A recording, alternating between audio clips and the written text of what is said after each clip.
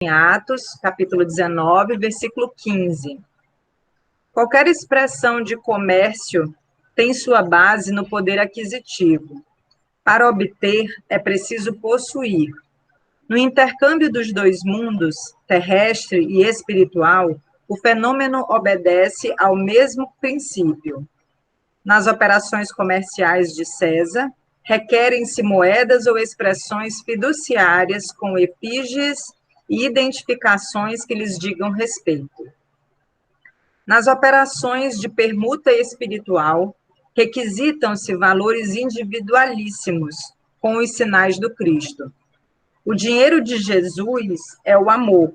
Sem ele, não é lícito aventurar-se alguém ao sagrado comércio das almas. O versículo aqui nomeado constitui benéfica advertência a quantos, para o esclarecimento dos outros, invocam o Mestre sem títulos vivos de sua escola sacrificial. Mormente no que se refere às relações com o plano invisível, mantendo cuidado por evitar afirmativas a esmo. Não vos aventureis ao movimento sem o poder aquisitivo do amor de Jesus. O Mestre é igualmente conhecido de seus infelizes adversários. Os discípulos sinceros do Senhor são observados por eles também. Os inimigos da luz reconhecem-lhes o sublime valor. Quando vos dispuserdes, portanto, a esse gênero de trabalho, não ouvideis vossa própria identificação, porque provavelmente sereis interpelados pelos representantes do mal, que vos perguntarão quem sois. Então, vamos juntos agradecer mais uma vez a espiritualidade amiga que nos acompanha na palestra pública do Centro Espírita Lírio dos Vales, com interesse de nos ajudar a compreender melhor os ensinamentos de Jesus através da doutrina espírita. Agradecemos a oportunidade da nossa saúde e da nossa reunião aqui para aprendermos um pouco mais sobre o Evangelho. Que as bênçãos de muita paz e de muita luz possa se fazer presente neste ambiente virtual e que cada um de nós possamos estar bem atentos para aproveitar a oportunidade de nos tornarmos cada vez mais homens de bem. Fica conosco, Senhor Jesus, hoje e sempre. Que assim seja. Então, convido a Francisca Vera para fazer a palestra da noite de hoje com o tema O Homem de Bem. Boa noite, amigos. Sejam todos muito bem-vindos a este momento que nós estamos virtualmente no Centro Espírita Lírio dos Vales, essa casa que nos recebe carinhosamente, que nos convida à reflexão de sabermos quem somos, o que estamos fazendo aqui e para onde vamos. E hoje nós estamos sendo convidados a conversar, a refletir, a buscar compreender um pouco mais sobre o capítulo 17 do Evangelho segundo o Espiritismo, que é este livro aqui que nós disponibilizamos a qualquer pessoa que esteja interessada na nossa Livraria Espírita Humberto de Campos, que funciona nesse momento. Então, nesse capítulo 17, Sede Perfeito, nós vamos buscar compreender o que Jesus quis colocar para o apostolado deles, essa questão da perfeição, né? Quando ele diz, sede perfeitos, mas em que consiste essa perfeição, como aqui está descrito no Evangelho segundo o Espiritismo, nesse capítulo 17, que nós vamos buscar compreender, em primeiro lugar, a que perfeição Jesus se referiu. Em que consiste essa perfeição? Então, nós vamos compreendendo que essa perfeição que Jesus se refere é uma perfeição não exatamente como a de Deus, né? Como ele disse, sede perfeitos como vosso Pai Celestial. Não poderíamos buscar alcançar uma perfeição semelhante à de Deus, que é a inteligência suprema do universo, que é a causa primária de todas as coisas, que é nosso Pai bondoso, misericordioso, justo e bom. Ele, na verdade, representa a perfeição absoluta, a máxima. E nós, enquanto filhos deste Criador, nós não poderíamos jamais alcançarmos essa perfeição absoluta. E ele coloca Deus como exemplo dessa perfeição, mas buscando fazer com que nós entendamos que a nossa luta, o nosso caminhar em busca da perfeição, que na verdade é o objetivo pela qual cada um de nós fomos criados por Deus, que é exatamente para atingir a perfeição, nessa caminhada das múltiplas existências corporais, mas é uma perfeição relativa à nossa capacidade de compreensão, à nossa capacidade de evolução. Então, nós vamos, em cada existência corporal, porque nós sabemos, a doutrina espírita, que é uma doutrina que esclarece a razão e o porquê do nosso existir, nos adverte que somos espíritos imortais, que estamos, portanto, em mais uma existência corporal, passageira, mas com todas as possibilidades, agora, com o nosso nível de compreensão que nós atingimos, de construir essa perfeição relativa. Então, nós vamos compreendendo que essa perfeição relativa que nós podemos atingir, alcançar, é a capacidade de amar. Amar a si mesmo, como a gente ama, amar os outros, como a gente ama a si mesmo, amar até os inimigos. Essa é a proposta, né? E nós sabemos que essa perfeição nos convida a exercer a lei de amor, de justiça e de caridade que Jesus exemplificou quando esteve aqui conosco, né? Na condição de encarnado, utilizando o corpo físico, ele nada escreveu, somente os evangelistas, mas ele exemplificou através dos seus exemplos, da sua vida, das suas atitudes e ações, essa forma de amar incondicionalmente. Então, a proposta de Jesus para cada um de nós, que somos seus irmãos, porque entendemos que Jesus é o nosso modelo, o nosso guia, nós vamos, então, fazendo esforços para atingirmos a essa condição plena de amar incondicionalmente, amar sem esperar recompensa. É um amor que Jesus ensinou, não é esse amor que a gente conhece e que se fala habitualmente, rotineiramente, né? Que é um amor egoísta, que a gente às vezes se preocupa de amar somente o nosso próximo mais próximo, que são os nossos familiares, os nossos amigos, enfim, aqueles que fazem parte do nosso grupo, né, de afinidades.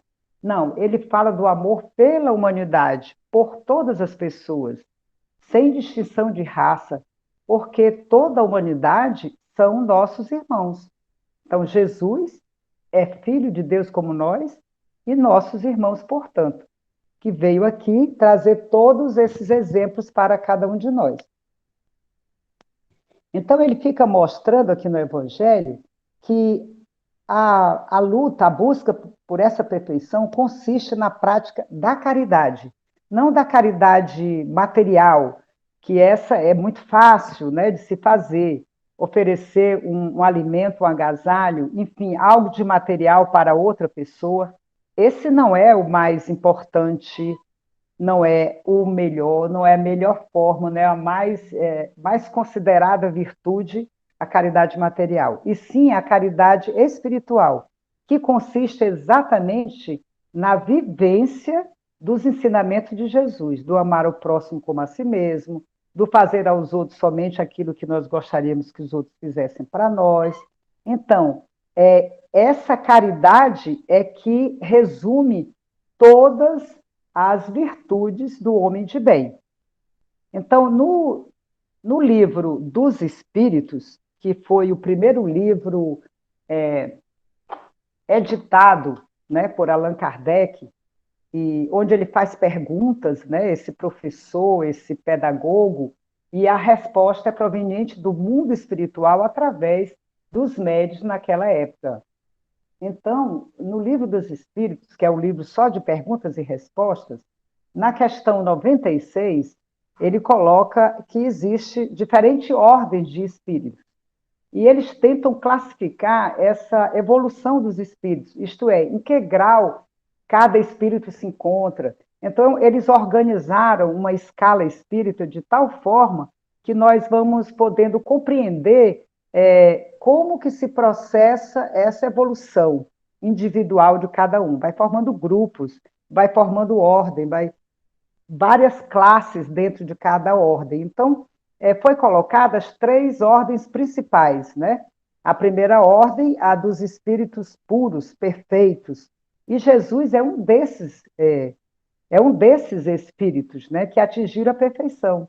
Então, nós estudamos e temos esse claro entendimento de que Jesus teve que passar pelas vicissitudes da vida, tal como nós passamos, que ele viveu e milhares de reencarnações, como também nós já vivemos e ainda iremos viver.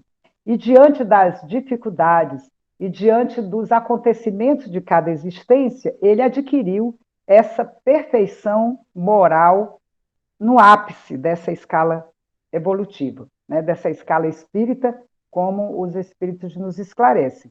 Então, ele, portanto, é um exemplo de que está na classificação da primeira ordem, né, que são os espíritos puros, os espíritos que já têm todo o conhecimento e a moralidade perfeita, não compatível, né, com esse mundo moral tão bem colocado por Jesus, por ele mesmo.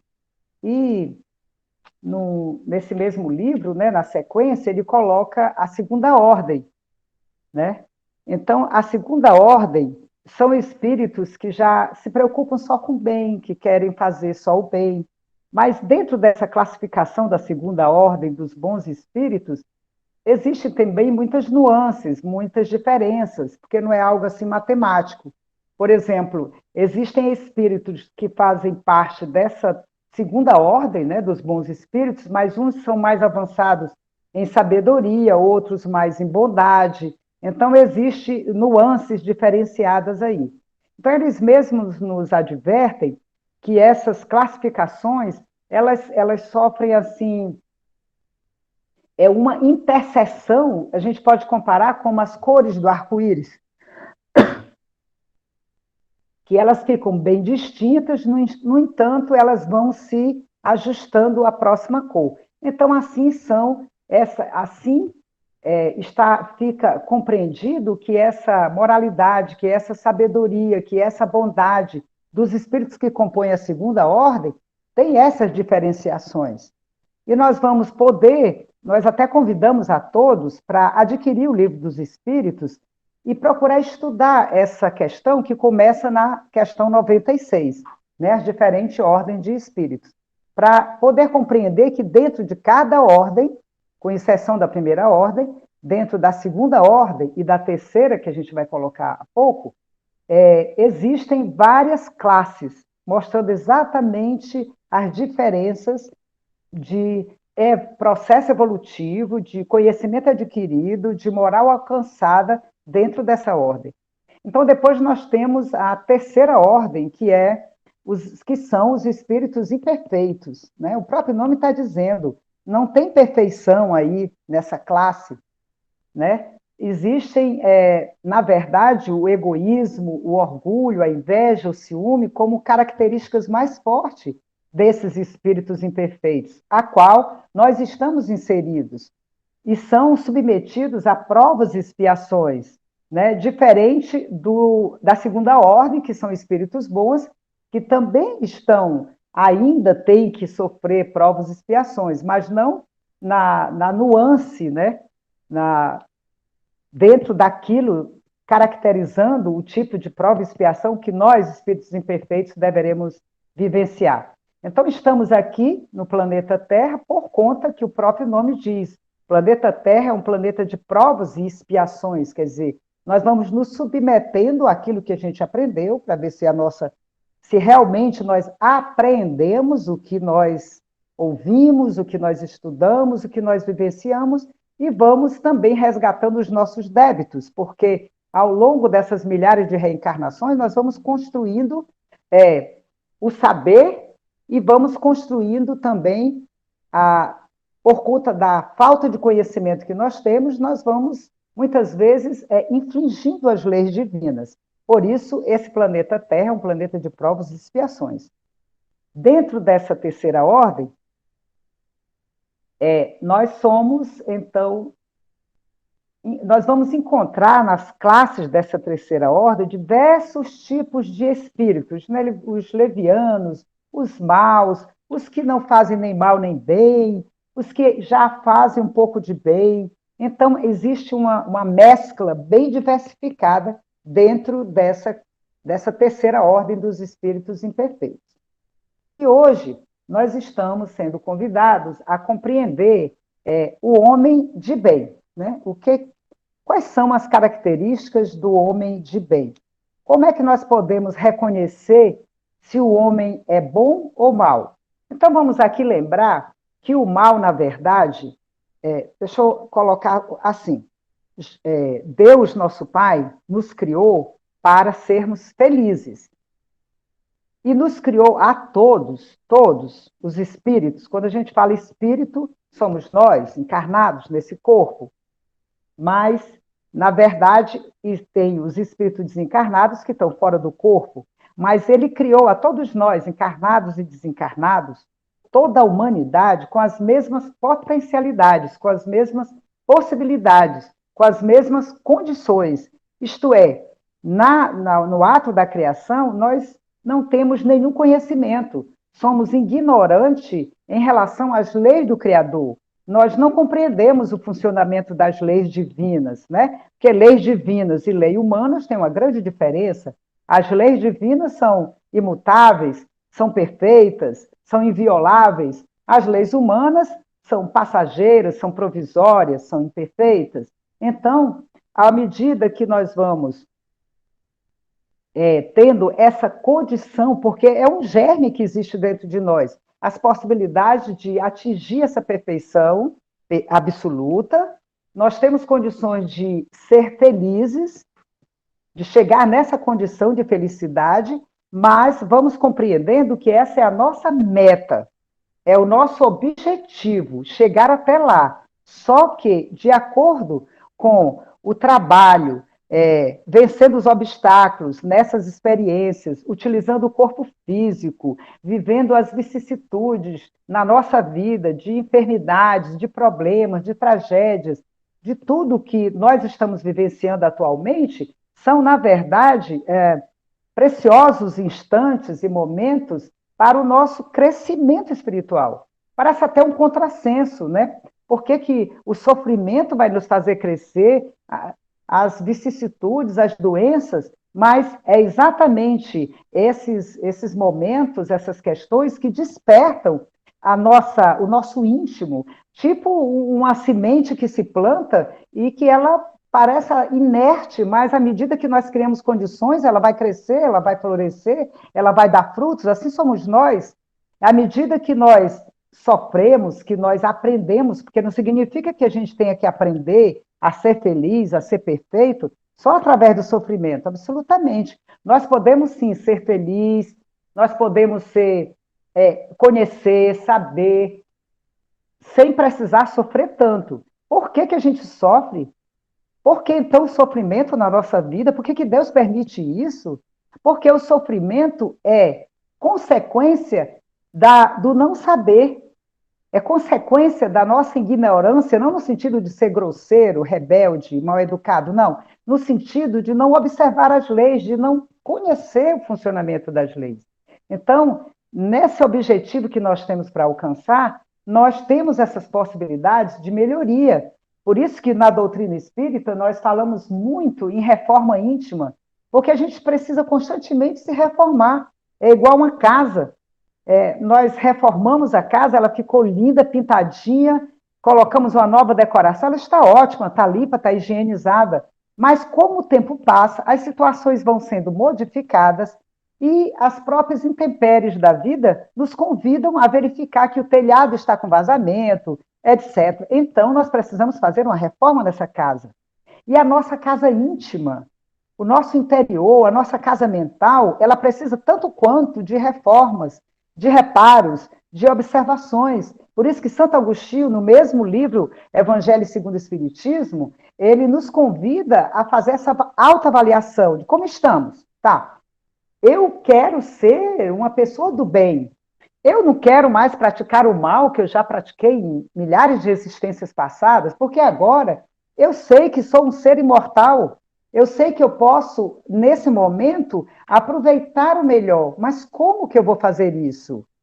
É uma questão de estagiar no bem. Tentar fazer o bem. Fazer um esforço a mais. O próprio Livro dos Espíritos nos coloca que o que é que falta para a gente evoluir, o que é que precisa? Precisa da vontade, precisa do esforço. E eles mesmos dizem que a gente quase nenhum esforço faz. E nós nos conhecemos um pouco, sabemos que somos ainda muito infantis, que somos ainda muito rebeldes, que somos, digamos assim, indiferentes ao que diz a respeito à caridade espiritual, a fazer o bem ao outro, a fazer o bem a nós mesmos, a respeitar os outros.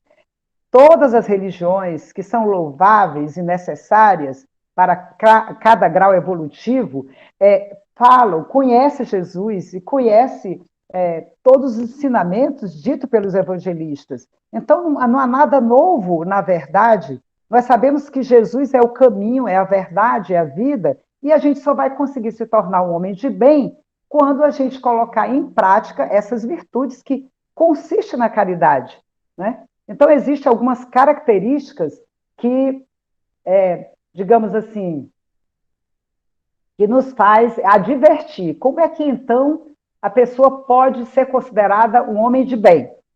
Porque um homem mau a gente conhece, né? Pela extravagância, pela maldade que é capaz de provocar nos outros, pelo egoísmo, né? Que é o mal de toda a humanidade, que é uma raiz forte dentro de nós, que destrói os nossos melhores sentimentos, né? É uma coisa forte que nos agride, que nos faz infeliz.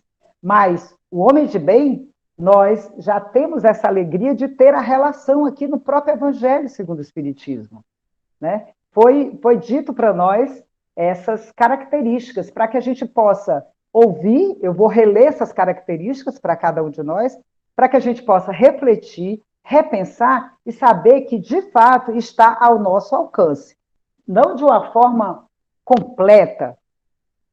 Isso não é possível por conta do nosso grau evolutivo. Mas, por exemplo, primeiro, né, são 19 que aqui nós temos elaborados, enumerados. Cumpre o homem de bem, ele cumpre a lei de justiça, de amor e de caridade na sua maior pureza, Tem fé em Deus, na sua bondade, na sua justiça e na sua sabedoria. Tem fé no futuro. Não é a fé no futuro de depois de amanhã, é a fé no futuro da imortalidade da alma, do infinito, da vida, que nós somos infinitos. É essa fé no amanhã, na próxima vida, no retorno à vida espiritual. Sabe que todas as vicissitudes da vida são provas de expiações. Tem consciência disso, sabe disso, compreende isso esse homem de bem. Então, o homem de bem sabe que fazer o bem pelo bem é o que é importante, não é fazer o bem esperando recompensa, não é fazer o bem fazendo propaganda, é fazer com que a nossa mão direita não saiba o que faz a esquerda e vice-versa, É esse bem totalmente desprendido de qualquer espécie de recompensa que se queira ter, né? Então, não se espera nenhum tipo de paga, nenhum tipo de recompensa. O homem de bem, ele é bom, ele é humano, ele é benevolente para com todos, indistintamente. Não escolhe esse ou aquele. Não, sem distinção, ele é bom, ele é humano, ele tem benevolência.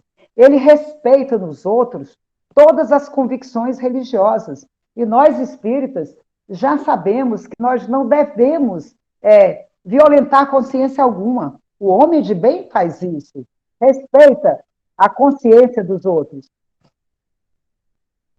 E a caridade é o guia do homem de bem, né? Novamente lembrando, a caridade espiritual, essa que acopla, que é o conjunto de todas as virtudes cristãs, né, que Jesus falou, é o amor, é a paciência, é o perdão, é a benevolência, enfim, essa é a caridade. Então, é o guia do homem de bem, é trabalhar, fazer todo o esforço diário para que possa, de fato, exercitar essa caridade.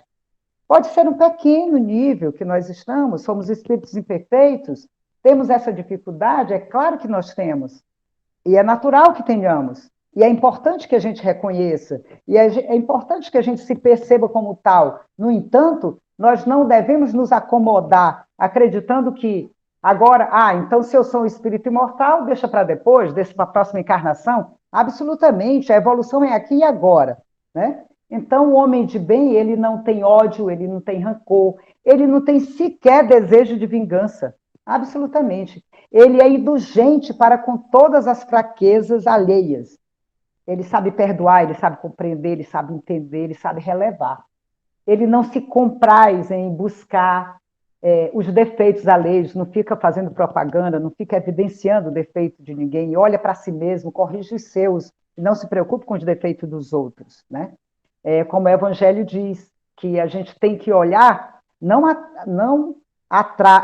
argueiro, né? Aquela coisinha tão pequenininha, um grãozinho de areia que caiu no olho da outra pessoa, e nós esquecemos de olhar a trave que tem no nosso. Então, nós ainda estamos nessa cultura de apontar muito para os outros, porque o meu problema é com o outro, eu não melhoro a minha vida por causa do outro, se fosse aquilo, e a gente fica postergando uma evolução, um aprendizado que nos convida a autoconhecimento e nos convida a entender que nós sim temos uma trave muito grande de defeitos e precisamos corrigir, né? E a doutrina espírita vem nos convidar a essa reforma, né? Por isso que na nossa casa mental a gente tem que fazer essa faxina, tal qual fizemos na nossa casa física, nós temos que fazer, tirar, perceber esses defeitos, modificar essas atitudes com coragem, porque reforma dá trabalho. Quem estiver fazendo reforma, quem já fez, quem vai fazer, fica sabendo, ou já sabe, reforma, cai poeira, tira as coisas do lugar, entra tudo em desordem, para depois ficar tudo maravilhoso, tudo lindo, tudo perfumado. Mas a reforma íntima é igualzinha. A nossa casa mental, a gente precisa ter essa coragem, como diz os espíritos, essa vontade, porque os espíritos até dizem, eu estou falando dos espíritos superiores, que respondem às questões de Allan Kardec, né, que os espíritos superiores dizem que os bons, eles são tímidos, e os maus são audaciosos. Onde é que está a nossa, como é que se diz? Onde é que está a nossa audácia para fazer o bem? Onde é que está a nossa vontade e determinação para fazer o bem a nós mesmos, para depois atingir os outros, para depois chegar no coração dos outros? Onde é que está a coragem de nós lutarmos pela harmonia dentro da nossa casa? Onde é que está? Está aqui, com todas essas possibilidades, é exatamente isso mesmo. É esse grupo familiar que está aqui com a gente. São eles as pérolas preciosas para que a gente possa atingir a vivência desse evangelho de Jesus, né, onde trata de toda a moral. Então, na sequência, o homem de bem, ele estuda suas próprias imperfeições, ele tem essa coragem de fazer essa reforma, ele percebe, ele analisa, ele vê, né? Ele não procura dar valor ao seu espírito à custa de outrem, fazendo comparações, etc. Ele não se envaidece, porque se ele for rico, mesmo rico de de bens materiais ou rico de virtudes, né? Ele não vai se envaidecer disso. Pelo contrário, ele vai perceber que ele tem uma meta a seguir rumo à perfeição absoluta, qual Jesus se encontra, né? Então, ele usa, mas ele não abusa dos bens materiais que eles são concedidos. Ele entende que tudo é empréstimo. Ele entende que ele é um proprietário, entre aspas, que na verdade o verdadeiro é Deus. Tudo pertence a Deus. E nós estamos apenas, isso é muito importante que a gente perceba, que entenda, que lembre, que reflita, porque às vezes a gente se distrai, a gente se distrai, a gente se ilude, mas é importante andar com os pés bem direitinho no caminho dessa verdade, né? Despertando a nossa consciência que os verdadeiros valores são os espirituais e não os materiais, que nós estamos usando provisoriamente, vamos que prestar conta dessa administração, né? Então, trata os homens, todos os homens, com bondade, com benevolência. O homem de bem, ele cumpre os deveres conscienciosamente, tendo consciência, consciência desperta no dever a cumprir, não para agradar um ao outro. O nosso tempo está terminando e para concluir, enfim, o homem de bem, ele respeita todos os direitos que as leis da natureza dão aos seus semelhantes. Este é o homem de bem. Que possamos, pois, amigos, nos esforçar para exercitar essas virtudes que só nos fazem bem e nos trazem aqui e agora uma felicidade relativa e uma perfeição relativa. Muito obrigada, boa noite a todos. Que Jesus nos abençoe.